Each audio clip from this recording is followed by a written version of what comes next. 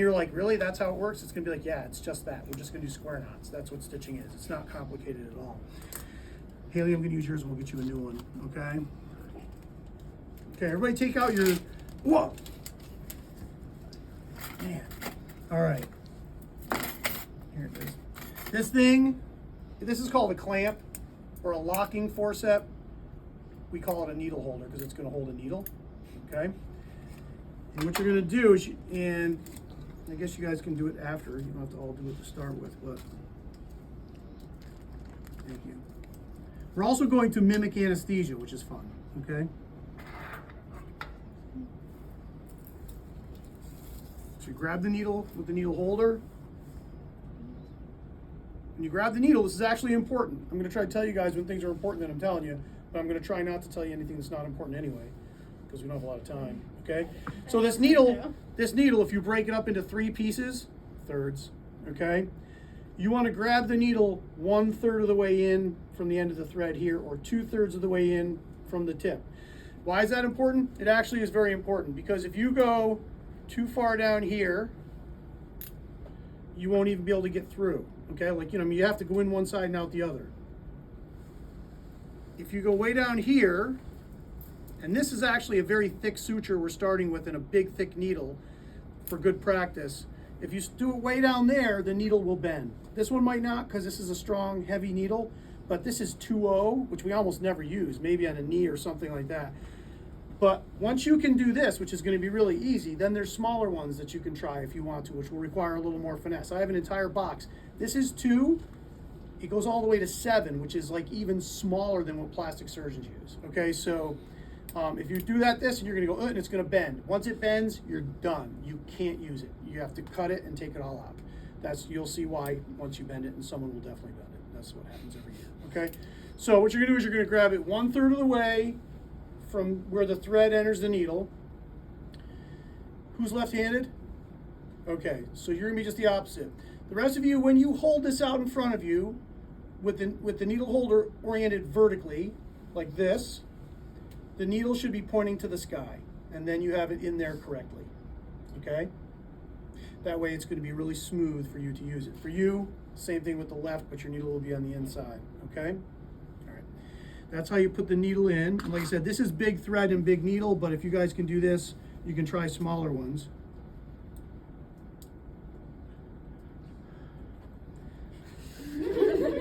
Okay, all right.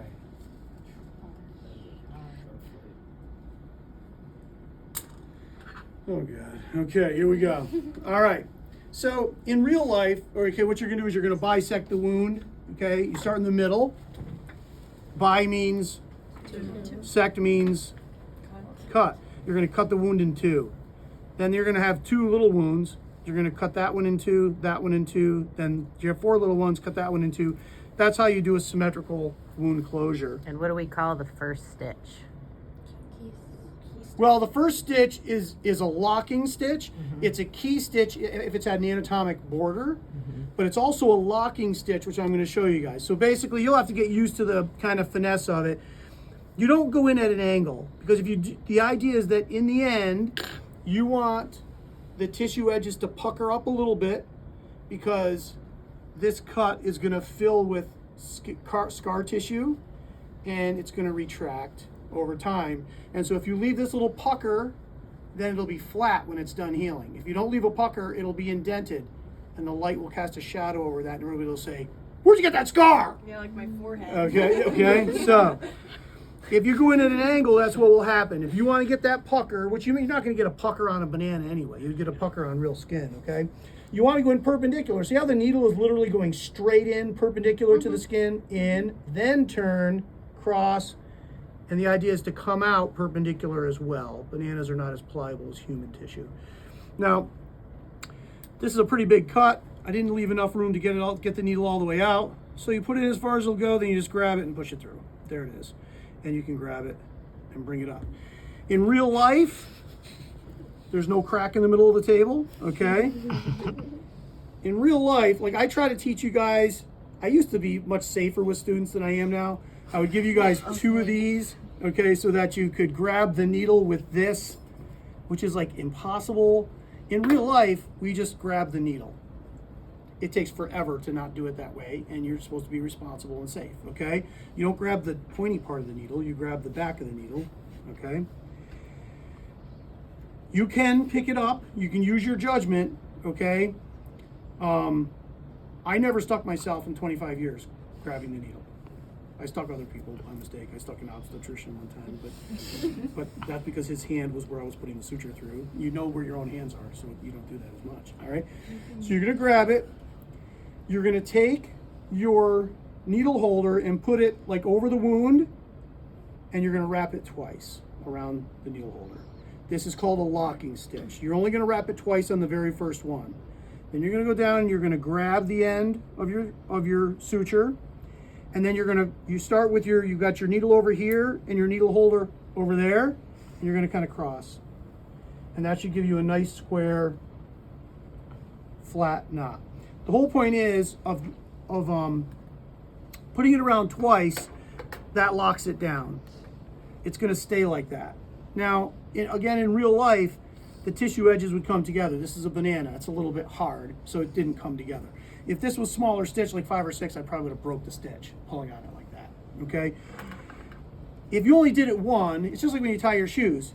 You put it down and then it pops up. Like it doesn't stay firm down. Do you know what I'm talking about? Mm-hmm. 2 just helps it to stay down, and that's called the locking throw or the locking stitch. And literally the whole rest of the stitching is just repeating this process in the opposite direction.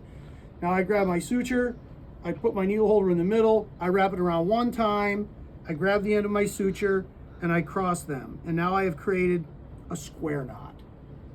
That's it. All you're gonna do is put repetitive square knots into this. Same thing, here we go again. Wrap it once, grab the end, cross them, middle, wrap it once, grab the end, cross them. Pretty much do like 5. And then it's done. That's good for that one. You're gonna take your scissors and you're gonna just cut off what's called the tail. And now you have your suture back to do another one, okay? That sounds super simple because I've done it 20 million times. I can tell you from just teaching this for a long time, some of you are now gonna sit down and just do it. Others of you are gonna be like, how do I put the needle on the needle holder? And that's totally okay. I'm not being funny, okay? Some people would just do it. It's so easy for them. Other people, it takes time to understand the pattern. Once you understand the pattern, then you just rock on, and it's easy. Once you get the pattern down. But for some it's easy, some it's not. Don't start crying. Some people do that. It's not a big deal. It's not a grade. You don't have to know how to do it. You know what I mean? Just have fun. That's really it.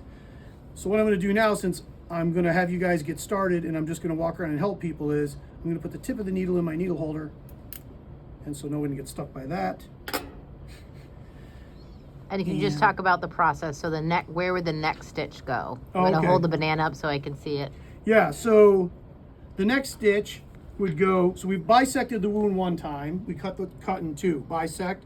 Now we're gonna bisect this one, then we're gonna bisect this one, then there's gonna be 4, then we're gonna bisect this one, bisect this one, bisect this one, bisect this one.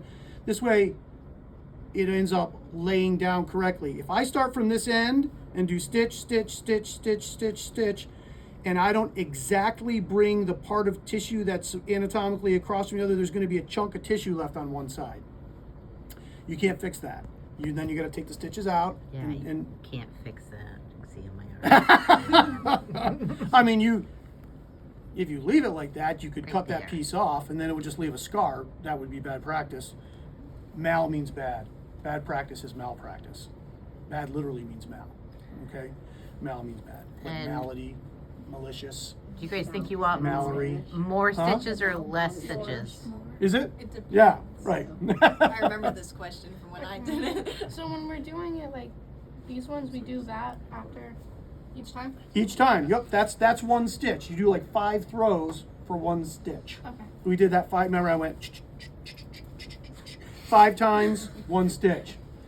How far out did you start with the needle? Yeah, good question. So I started out like maybe, this looks like maybe 6 millimeters. Okay. You know, that's because of the size. This is a pretty big needle. If you start right next to it, so you guys have no basis of experience to make judgments. you'll get to get the feel of it as you do it. If I started really close, the needle would have came out over here. And see, this looks kind of nice because it's symmetrical. And in the end, what you do is you take and you make sure your knots are all on one side, and then it looks pretty. And then patients think you did a good job because it looks pretty. That doesn't mean you did a good job, but you want the patients to think you did a good job when they leave, okay? So you want symmetrical stitches. You want to go in just as far, come out just as far as you went in. And this one's actually not that symmetrical. How many would you say you know what I mean? you would have on a cut like that? This would have probably 7 if it was on somebody's back or arm. Mm-hmm. If this was on somebody's face, it would have 15. Mm-hmm. Every additional stitch that you put in reduces the tension on each stitch. The more tension there is on the stitch, the more it pulls apart, the more connective tissue fills in the space, and the wider the scar is. If you guys get to where, it depends how much you get today and whether we continue to do this tomorrow or not. I'm coming tomorrow no matter what we do, so it's going to be up to you guys and Ms. Jarrow. I can show you how to do a running stitch where, like, so on a guy, we do it really fast. You know what I mean? Because the ER is busy. Girls, we take our time. Guys, we just stitch them any way as possible. You just do a running stitch. You just like go, and then you tie it at the end. You know what I mean? So I could show you guys how to do that too. You Just said that was malpractice. Yeah, well, there's people with chest pain waiting to be seen too. So you have to like, you know, judge your time. Anything else you can think of that I didn't? No, this whole like pulling it with your hand thing is new and it's stressing me out. They don't have to. I get it, but you know, I almost wonder. The reason I'm changing it is because now I'm showing you how it's done in real life. Because the other thing is, when you start doing this,